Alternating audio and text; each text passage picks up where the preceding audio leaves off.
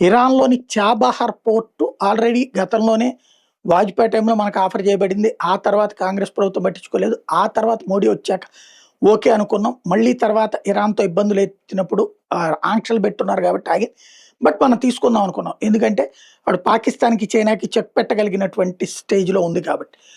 దానికి తోడు అక్కడికొక రైలు వ్యవస్థ కూడా ఆల్టర్‌నేటివ్ ఏర్పాటు చేస్తే హార్ముజ్ జలసంధి మీద ఆధారపడకుండా ఆల్టర్‌నేటివ్ రూట్ కూడా వస్తుందన్నటువంటిది ఇక్కడ ప్రధానంగా అనుకున్నట్టు. కానీ తీరా చూస్తే ఇప్పుడు మళ్ళీ అమెరికా దాడులు ప్రారంభించడం, ఇరాన్ మీదన ఆంక్షలు పెట్టడం, ఇరాన్‌లో పెట్టుబడులు పెట్టడానికి నిరోధించడం, నిషేధించడం, అట్లాగే ఇరాన్ ఆయిల్ కొనొద్దని నిషేధించడం, ఈవెన్ చాబహార్ మీదన ఆ ప్రాంతం మీద నిన్న దాడులకు పాల్పడింది అమెరికా. అక్కడ ఇన్‌ఫ్రాస్ట్రక్చర్ ఏర్పాటు చేయబోతున్న దాని మీద దాడికి పాల్పడింది. అక్కడ మనం పెట్టుబడులు పెట్టాం.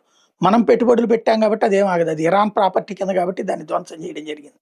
ఓవరాల్‌గా మన సొమ్ములకి అమెరికా దాడి చేసినట్టు, అదే సందర్భంలో ఇరాన్ మీద దాడిలో మన సొమ్ములు నష్టపోయినట్టు. మన కోసం అది ఆగదు. ఇంకా మనం బాగుపడాలని కూడా అది అనుకోదు. చైనా అని అలా వదిలేస్తే ఎదిగిపోయింది కాబట్టి ఇండియాని ఆ ప్రాథమిక దశలో తొక్కేయడానికి ఎన్నో ప్రయత్నాలు చేస్తుంది అమెరికా.